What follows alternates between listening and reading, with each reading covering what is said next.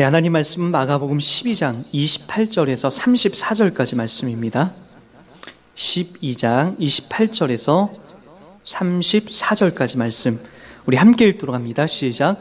서기관 중 한 사람이 그들이 변론하는 것을 듣고 예수께서 잘 대답하신 줄 알고 나와 묻되 모든 계명 중에 첫째가 무엇이니까?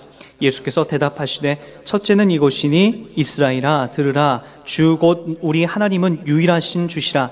내 마음을 다하고 목숨을 다하고 뜻을 다하고 힘을 다하여 주 너의 하나님을 사랑하라 하신 것이요 둘째는 이것이니 내 이웃을 내 자신과 같이 사랑하라 하신 것이라.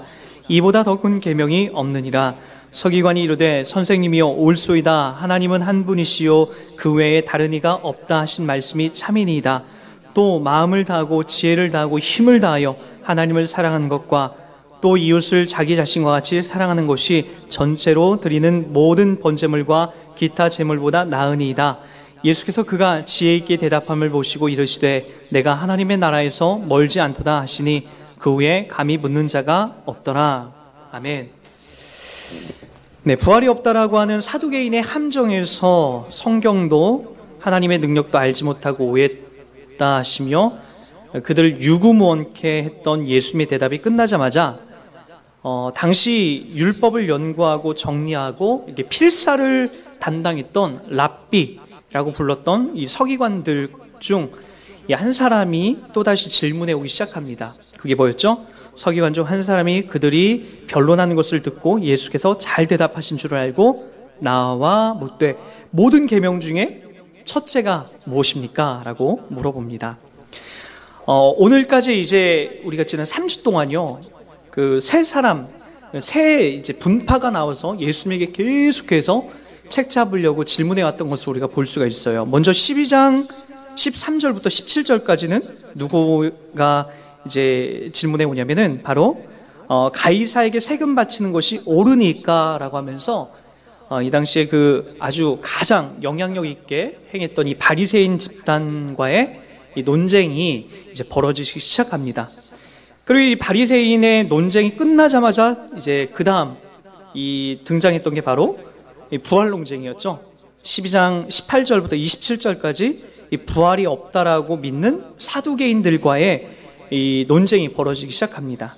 우리가 지난주에 그 부분 살펴봤죠.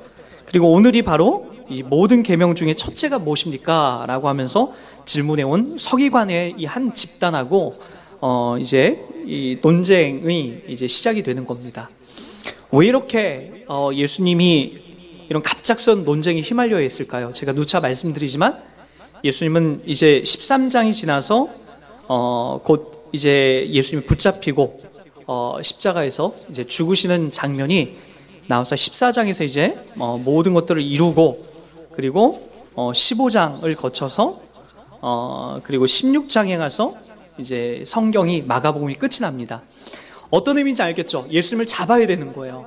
잡아서 죽여야 되는 그 상황 속에서 그 당시에 가장 영향력 있었던 유대 집단 중에 세 집단이었던 바로 이 바리새인 집단, 사두개인 집단, 서기관 집단이 계속해서 예수님에게 그를 붙잡아서 사형 선고를 내기 위한 그 과정을 계속해서 밟아가는 거죠. 그래서 하나만 걸려봐라.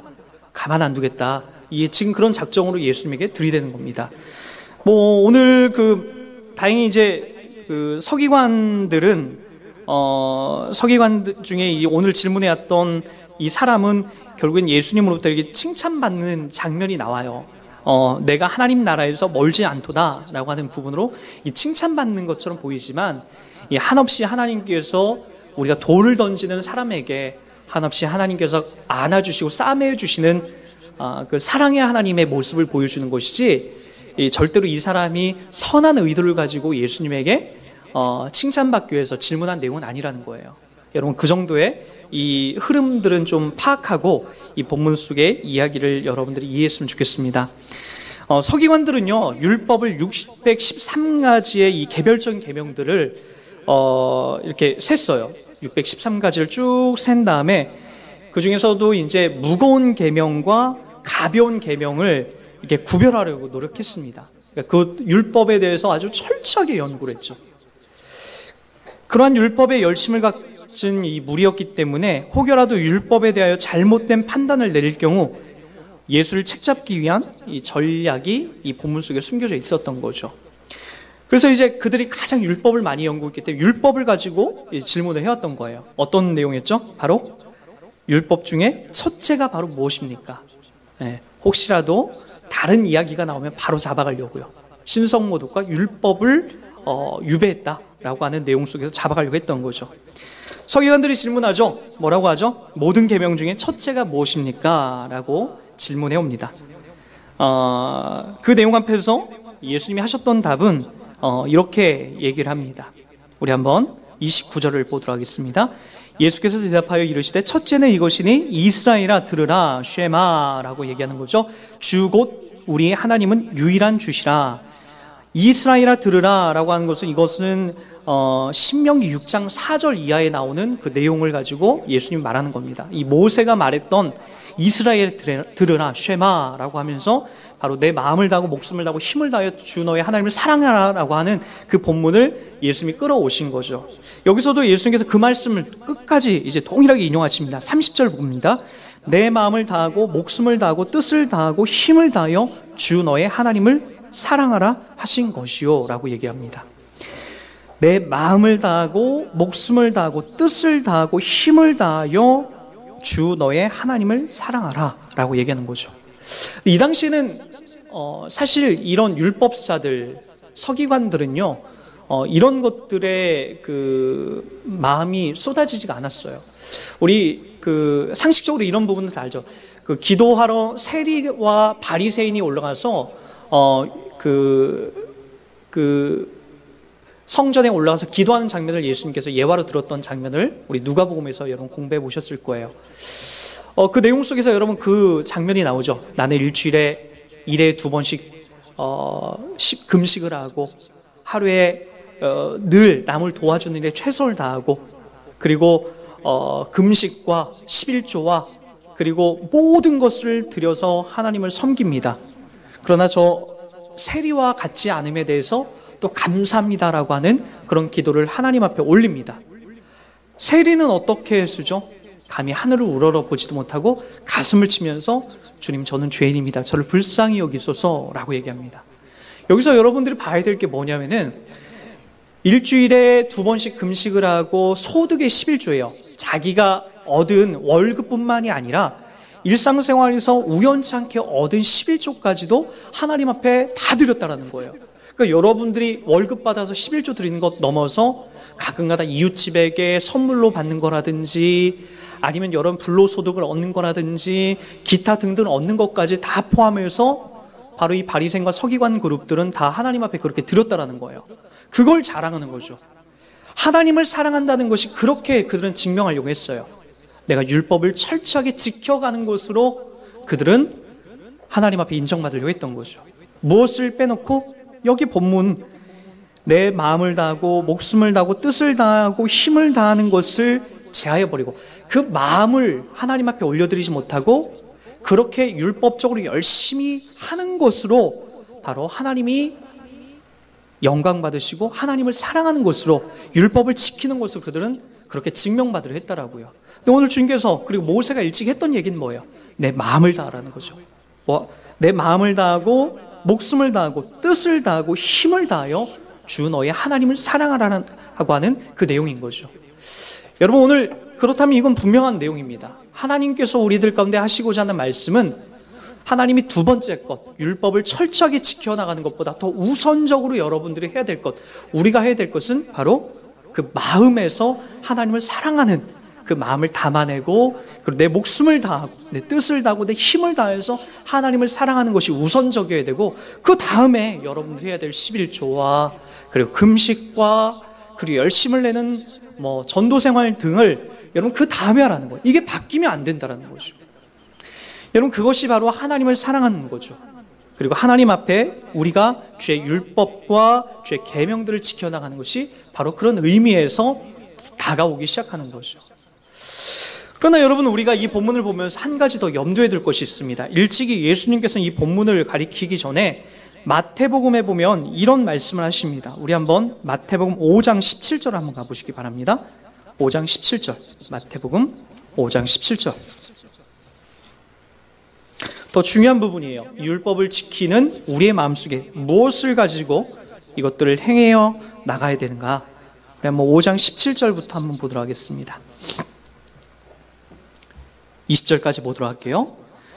내가 율법이나 선지자를 폐하러 온 줄로 생각하지 말라. 폐하러 온 것이 아니요 완전하게 하려 함이라. 진실로 너에게 이르노니 천지가 없어지기 전에는 율법의 1.1획도 결코 없어지지 아니하고 다 이루리라. 그러므로 누구든지 이 계명 중에 지극히 작은 것 하나라도 버리고 또 그같이 사람을 가르치는 자는 천국에서 지극히 작다 일컬음을 받을 것이요 누구든지 이를 행하며 가르치는 자는 천국에서 크다 일컬음을 받으리라.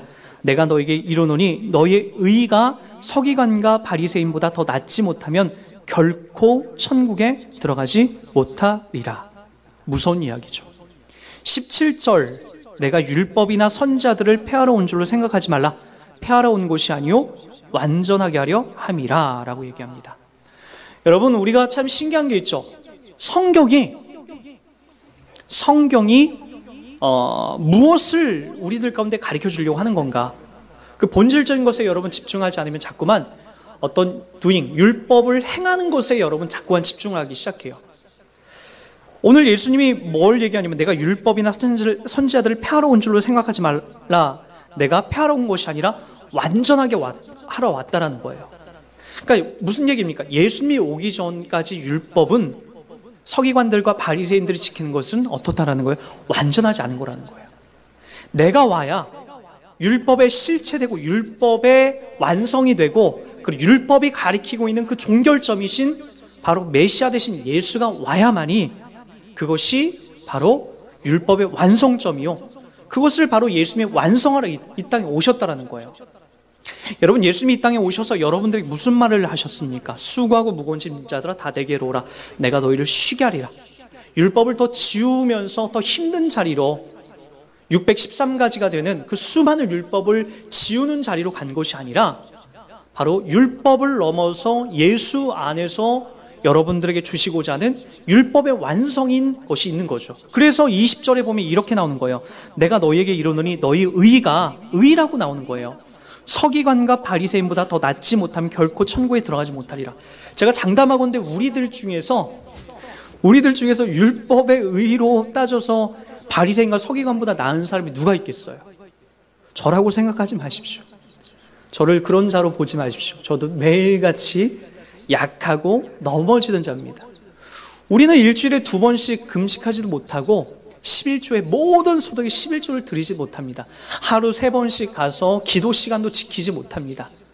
그리고 우리는 여러분 구제나 누굴 도와주는 것도 잘 하지 못합니다. 아깝습니다.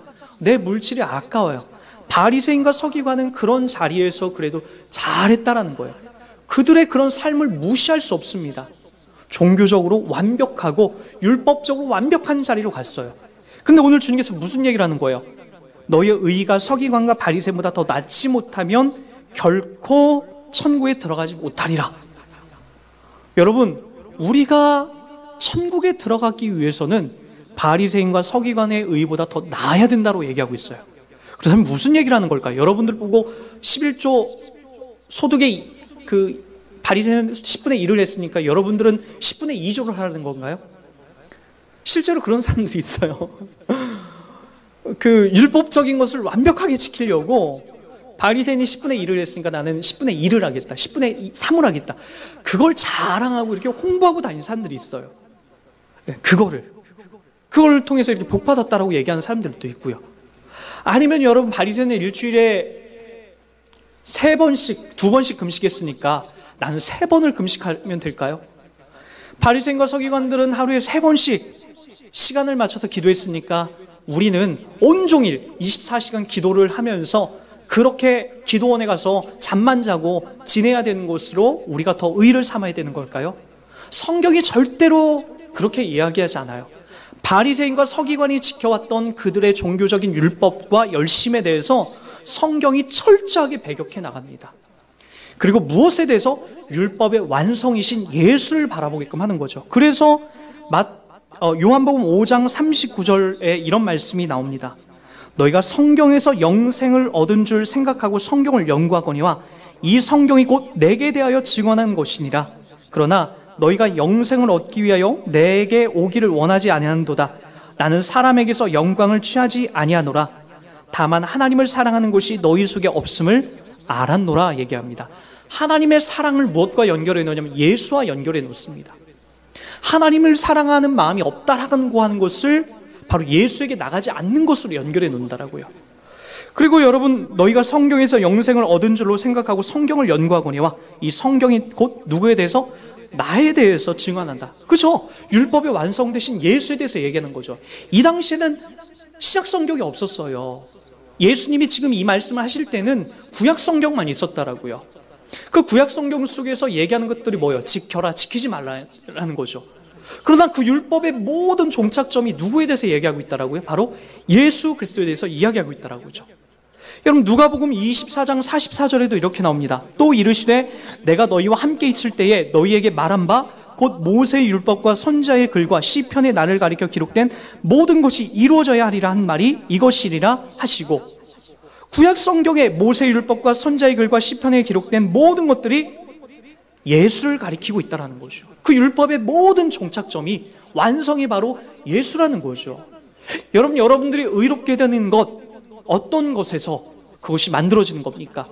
내가 12조를 하면, 또는 내가 일주일에 4번, 5번을 금식하면 그래서 의롭게 되는 게 아니라는 거죠. 바리새인과 서기관들이 욕먹었던 자리가 어떤 자리입니까? 바로 복음의 본질. 복음의 본질은 그들이 알지 못하고 껍데기로 치장되어 있는 종교적인 열심이 바로 그들을 욕되게 했던 거죠. 바로 예수님이 계속해서 지적했던 자리가 그 자리라는 거죠. 그래서 여러분, 여러분들이 의롭게 되었다, 여러분들이 의롭게 되었다라고 하는 것은 율법을 잘 지켜서, 행동에서 바리새인과 서기관보다 더 잘 지켜서가 아니라 바로 율법에 완결되신 이 예수 안에 있음으로써 여러분들이 의롭게 되는 것이고, 그것이 바로 성경에서 바리새인과 서기관들의 의보다 더 나은 의라고 여러분들에게 말씀해주고 있는 거죠. 더욱이 산상수훈이 그것을 가리킵니다. 산상수훈은 전혀 바리새인과 서기관들 속에 포함되지 못한 사람들을 초청하는 거예요. 여러분, 4장 23절을 보도록 할까요? 마태복음 4장 23절 제가 읽어드립니다. 예수께서 온 갈릴리에 두루 다니사 그들의 회당에서 가르치시며 천국복음을 전파하시며 백성 중에 모든 병과 모든 악한 것을 고치시니 그의 소문이 온 수레에 퍼진지라. 사람이 모든 앓는 자 곧 각종 병에 걸려서 고통당하는 자, 귀신 들린 자, 간질하는 자, 중풍병자들을 데리고 그들을 고치시니라. 예수께서 갈릴리와 데가볼리와 예루살렘과 유대와 요단강 건너편에서 수많은 무리가 따르니라. 예수께서 그 무리를 보시고, 바로 그 당시에 바보 취급받던 서기관과 바리새인과 그들과는 다른 그룹에 있었던 어떤 사람들이요? 고통받는 자, 병에 걸린 자, 귀신 들린 자, 간질하는 자, 중풍병 든 자, 이들이 바로 지금 예수님의 이 복음의 사역 속에, 복음의 현장 속에 이 천국 복음을 듣고 지금 있는 자들이라는 거죠. 그렇다면 이들이 의롭게 되는 것, 바리새인과 서기관들과 견줘서 율법적으로 더 잘 지켜서 그들이 의롭게 되는 것이 아니라 바로 율법의 종착점인 예수 그리스도 때문에, 율법의 완성되신 그분 안에 있기 때문에 이들이 바로 의롭게 되는 거죠.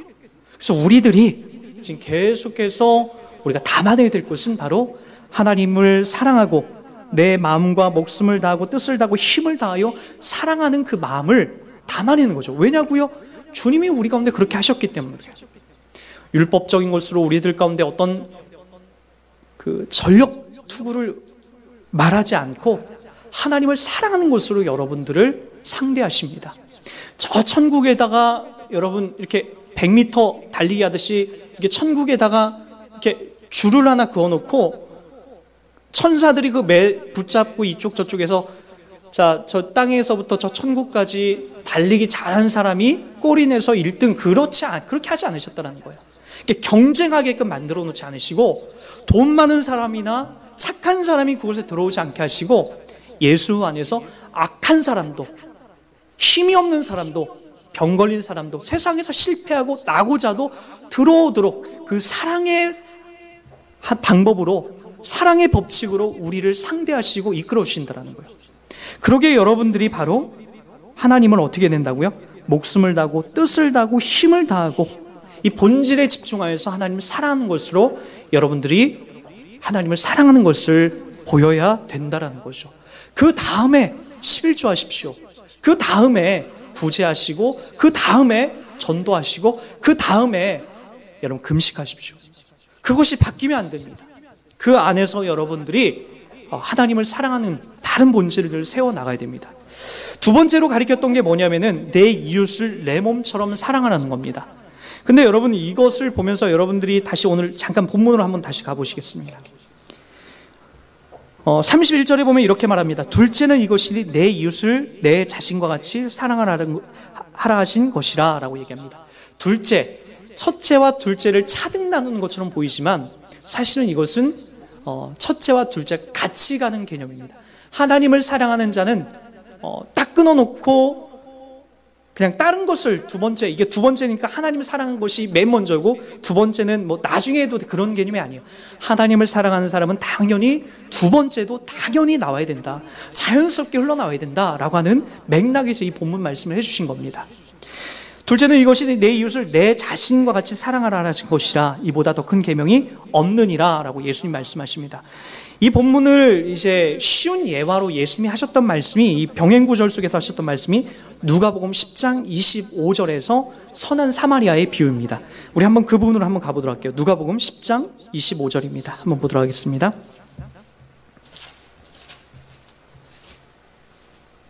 누가복음 10장 25절부터 한번 보도록 하겠습니다.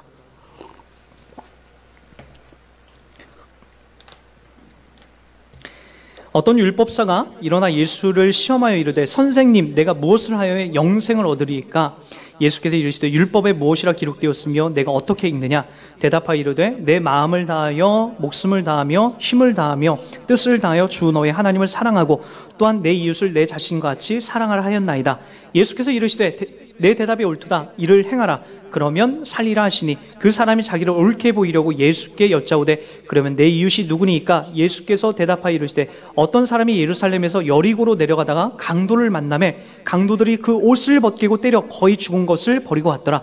마침 한 제사장이 그 길로 내려가다가 그를 보고 피하여 지나가고 또 이와 같이 한 레위인도 그곳에 이르러 그를 보고 피하여 지나가고 어떤 사마리아 사람은 여행하는 중 거기 이르러 그를 보고 불쌍히 여겨 가까이 가서 기름과 포도주를 그 상처에 붓고 싸매고 자기 짐승에 태워 주막으로 데리고 가서 돌봐주니라. 그 이튿날 그가 주막 주인에게 데나리온 2를 내어주며 이르되 이 사람을 돌봐주라. 비용이 더 들면 내가 돌아올 때에 갚으리라 하였으니 내 생각에는 이 세 사람 중에 누가 강도 만난 자의 이웃이 되겠느냐? 이르되 자비를 베푼 자이니다. 예수께서 이르시되 가서 너도 이와 같이 하라 하시니라.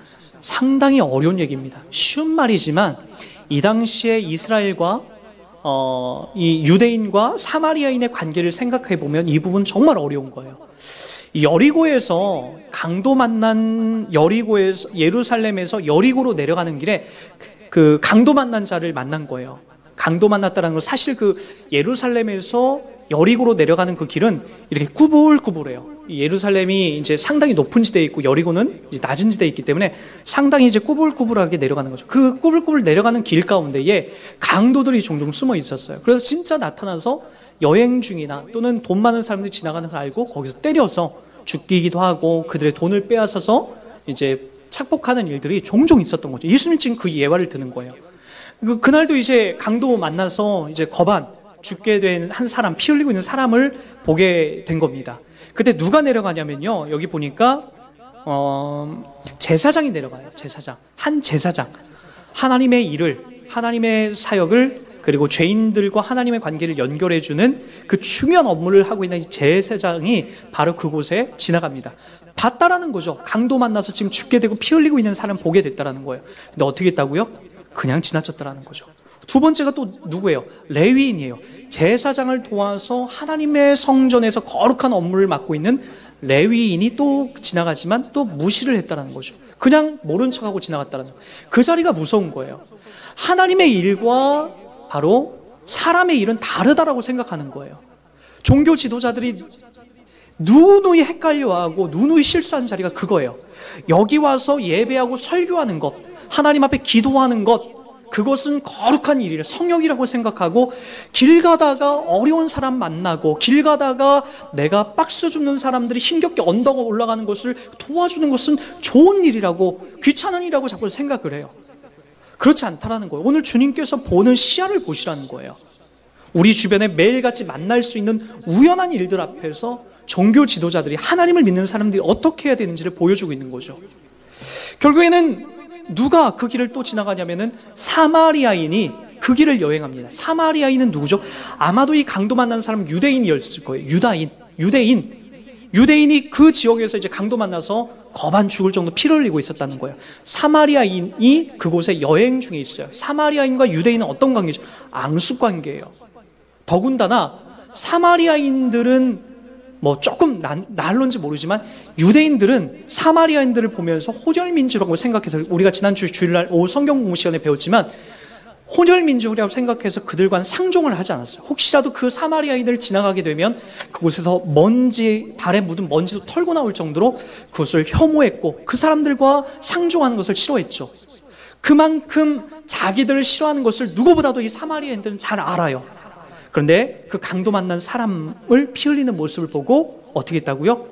그를 피를 닦이고, 그리고 자기가 타고 온 그 말에, 짐승에 거기에 태워서 주막으로 데려가서, 여관으로 데려가서 그곳에서 치료해달라고 하고, 2데나리온, 그러니까 한 25만 원, 30만 원 정도 오죠. 1인 노동자 하루의 품삯이 1데나리온이니까 한 30만 원 정도 되는 돈을, 30만 원 되는 돈을 거기다 맡겨놓고 이를 잘 좀 돌봐줘라. 혹시라도 돈이 부족하면 내가 돌아오는 길에 여행 중에 내가 더 지불하겠다 라고 하면서, 저 사람은 나를 원수처럼 대하는데 나는 그 사람에게, 사마리아인은 그를 어떻게 하고 있다라고요?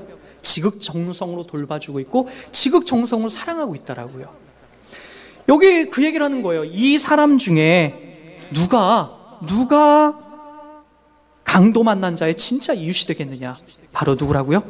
바로 강도 만난 자다라고 이야기를 할 수밖에 없다라는 거죠. 여러분, 우리 신자들이 서야 될 자리를 한번 잘 보십시오. 여러분, 한 교회 안에서도 여러분들이 좋아하는 사람들에게는, 여러분들이 신경 쓸 수 있는 사람들에게는 너무나 잘합니다. 뭐 주고 사주고 위로해주고 친하게 지내는 거 너무나 쉽게 할 수 있죠. 그러나 누구에겐 여러분이 잘 못하는지 아십니까?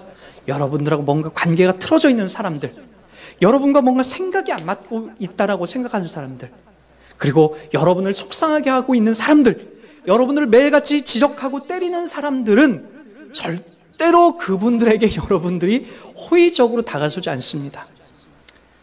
여러분 자신 한번 보세요. 여러분들이 어느 자리에 있을 때 여러분 생각해, 여러분들이 어떤 큰 실수를 했어요. 그런 다음에 여러분이 받고 싶어 하는 게 뭐예요? 큰 실수를 했어요. 뭐 어떤 실수인지 모르지만 여러분 각자가 매일같이 큰 실수를 했는데 교회 가운데 많은 사람들이 그걸 알아요. 그럼 여러분 어떤 마음을 받기를 원하십니까? 집에서도 다 알고 그걸 모른 척 해주고 하는 마음을 얻고 싶은 자들이 신자들의 마음 아닙니까? 여러분들 마음 아니에요?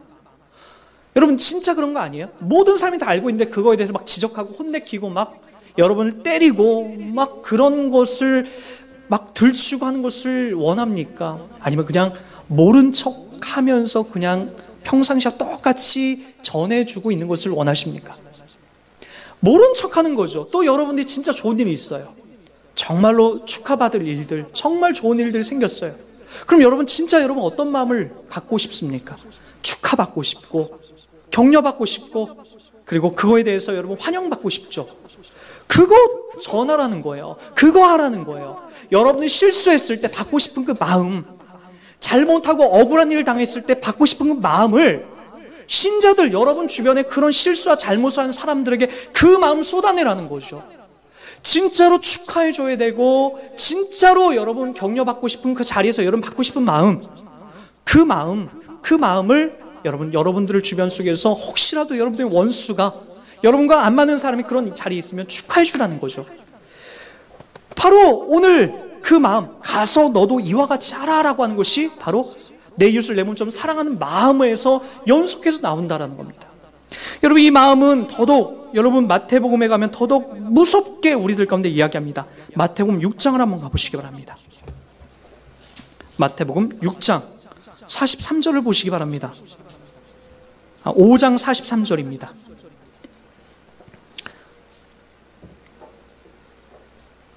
또 내 원수를 사랑하고 내 원수를 미워하라 하였다는 것을 너희가 들었으나 나는 너에게 이르노니 너희 원수를 사랑하며 너희를 박해하는 자를 위하여 기도하라. 이같이 한즉 하늘에 계신 너희 아버지의 아들이 되리니 이는 하나님이 그 해를 악인과 선인에게 비추시며 비를 의로운 자와 불의한 자에게 내려주심이라. 너희가 너희를 사랑하는 자를 사랑하면 무슨 상이 있으리요? 세리도 이와 같이 아니하느냐? 또 너희가 너희 형제에게 무난하면 남보다 더한 것이 무엇이냐? 이방인들도 이같이 아니하느냐? 그러므로 하늘에 계신 너희 아버지의 온전하심과 같이 너희도 온전하라 라고 얘기합니다. 어떻게 하라고 있다고요? 너를 박해하는 자를, 너희 원수를 사랑하며 너희를 박해하는 자를 위하여 기도하라라고 얘기하고 있습니다. 꼴도 보기 싫은 그 사람, 신앙생활하면서 살아가면서 꼴도 보기 싫은 사람, 어느덧 나와 원수같이 지내게 된 그 사람을 위해서 뭐라고요? 기도하고. 기도가 뭐예요? 하나님 저주해 주십시오가 기도가 아니라 그를 위한 축복의 기도죠. 신자들이 죽을 때까지 해나가야 될 싸움이 이 싸움이에요. 그리고 또 뭐라고요? 너희가 너희를 사랑하는 자를 사랑하면 무슨 상이 있으리요? 그렇죠. 내 아들 사랑하는 건 당연한 거예요. 쉬운 거예요.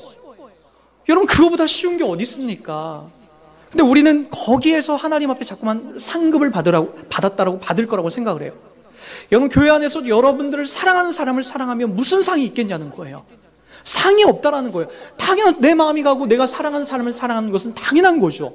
거기에 무슨 상이 있겠어요? 그건 이방인들도 하고 죄인들도 하는 거예요. 살인자들의 자녀들도, 살인자들도 자기 자녀는 다 사랑하는 거라고요. 그러나 어떤 자리, 신자들이 싸워가야 될 자리는 나를 미워하고 나를 박해하고 이 교회 가운데서도 내가 사랑할 수 없는 자리에 있는 그 사람들을 사랑하는 거죠.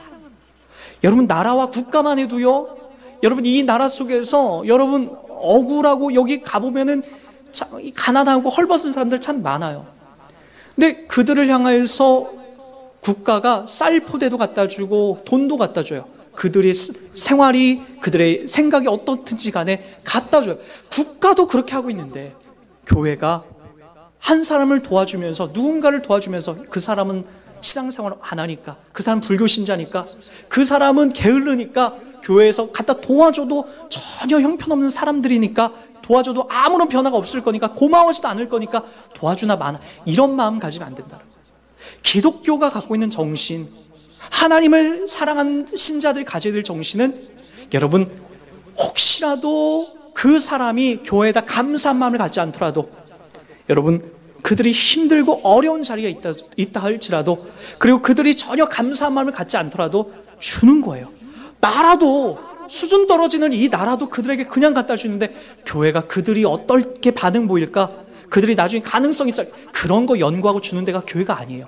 기독교의 정신은, 예수가 오신 자리는 여러분 누구를 이렇게 보고 예수 믿게 하시고 누구를 이렇게 따지고 준 자리가 아니에요. 여러분들이 그럴 만한, 받을 만한 자격이 있기 때문에, 이 다음에 훌륭한 사람이 될 거라고 알았기 때문에 예수를 믿게 하신 게 아니라는 거라고요. 원수 같은 나를 사랑하는 거죠. 그래서 여러분들이 항상 더 성숙한 사람이 되려고 한다면, 여러분, 아무도 사랑하지 않는 사람을 사랑하셔야 됩니다. 그 자리가 여러분들이 가야 될 자리예요. 저도 마찬가지고요. 아무도 관심 갖지 않는 사람들을 사랑하고 관심 갖는 그 자리를 가는 거예요. 한번 잘 생각해 보십시오. 여러분들의 이웃이 누구인지를 보시기 바랍니다. 멀리 있는 사람, 저기 선교사님들 도와주자, 거기까지 갈 필요 없습니다. 여러분들의 이웃이라니까요. 가장 가까이 있는 사람, 원수 같은 사람, 사랑받지 못하고 있는 사람, 그 사람을 오늘 여러분들이 사랑받고 싶어하는 것처럼, 위로받고 싶어하는 것처럼 그 사람을 사랑하는 자리가 바로 신자의 자리고, 그것이 바로 신앙이라고 얘기하는 거예요. 일주일에 2번 금식하고 일주일 내내 새벽 기도 나오고 철야 기도 나오고 하는 것으로 오늘 신앙이라고 얘기하지 않아요. 어떤 자리인지 잘 보시라고요. 저와 여러분들이 신앙인으로서 성숙해 가져야 될 이 자리, 바로 뭐라고요? 너희가 너희를 사랑하는 자를 사랑하면 무슨 상이 있으리요? 세리도 이와 같이 아니하느냐? 또 너희가 너희 형제에게만 무난하면 남보다 더한 것이 무엇이냐? 이방인들도 이같이 아니하느냐? 그러므로 하늘에 계신 너희 아버지의 온전하심 같이 너희도 온전하라. 그 자리로 흘러가시라고요. 안 된다고요? 우세요. 우셔서 하나님 앞에 안 된다고 외치는 게 신앙이에요.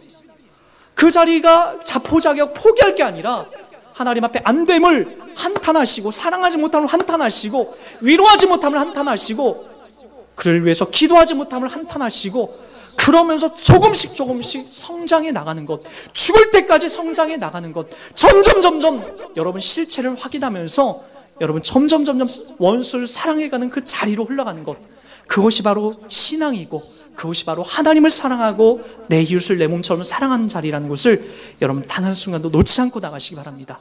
그 자리만 하나님이 인정하십니다. 그 자리만 복된 자리라고 얘기하십니다. 우리가 우리를 사랑하는 자만 사랑하지 마시고, 여러분 우리를 원수처럼 여기는 자들을 사랑하는 그 자리에서 여러분을 싸워나가시는 그런 복된 인생 되시기를 주의 이름 부탁드리겠습니다.